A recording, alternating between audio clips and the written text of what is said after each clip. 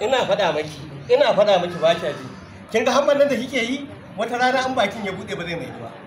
Saboda shi yawo yana gudannawa sannan abin nan makami yake iya sarrafuwa.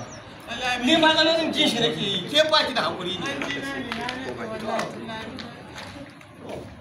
Inda za a zauna ba a san ayi ba na awa ne ko. Alaikum assalam. Salima, me ka ku kuma? Koma can. Nawo, lafiya.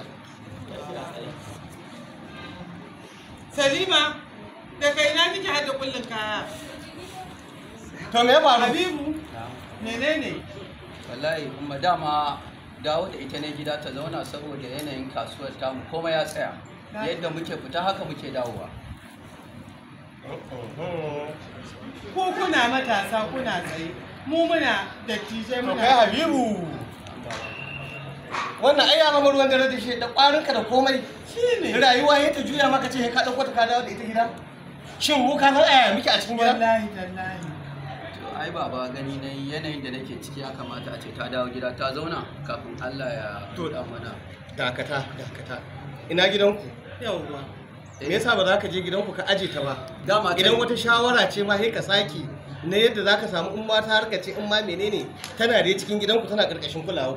dama can muka so zuwa daga can shine muka tawo ka san yanayin gidan nan mahaifina ya daɗe da rasuwa. Bala me yace ya daɗe da rasuwa. To kuma mahaifiyata nauyi da girma ya mata ina ce to warin dawo da ita gidansu. Kaga kuruciya irin ta ɗaya ba sai ta zauna ta taimaka mahaifiyarta ba.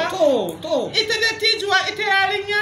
Haba. Ai ku a matsayin ku na wanda kuka haife ta ku ya kamata. Kai Habibu, kai zaka tsara mana rayuwa? Shine ai. A'a. Yanzu nan ba aka ja mana abun magana za a zo ana cewa masa kota akai ba? Wallahi. Haba. Zo ki ji. Haji yaro, gidan nan shekaran jiya ba a dora ba. Yau ma ga ba lalle bane a dora. Wallahi na tashi hajjuwa nake. Kaji yaro zai tsara mana magana a cikin gida? Kar ka bar shi. Ya za a bar shi?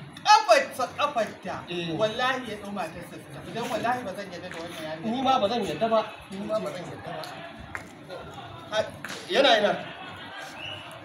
Yana ina? Ya tafi da.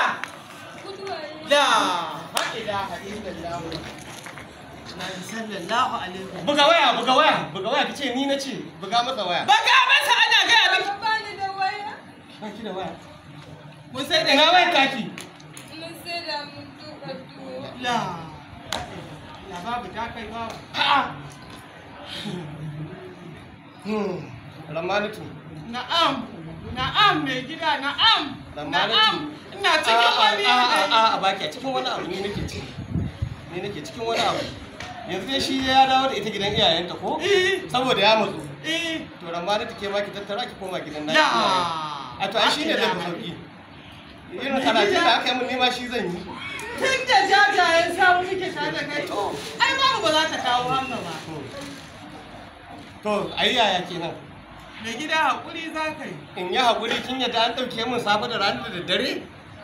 Abinda na samo shi za a yi haƙuri da shi? In kin yadda da haka shi kenan ga gata.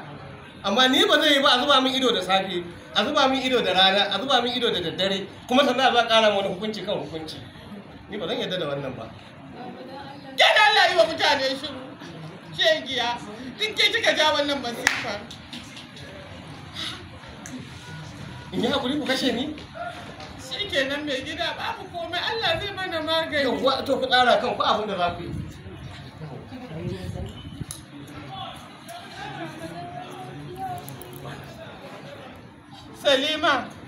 Salima, abin da nake son ga miki Salima, kan ki kwance cikinki a gidan nan. Ki naɗe shi ki ɗaure shi can Salima. Kar ki saki jiki ki kwance cikinki.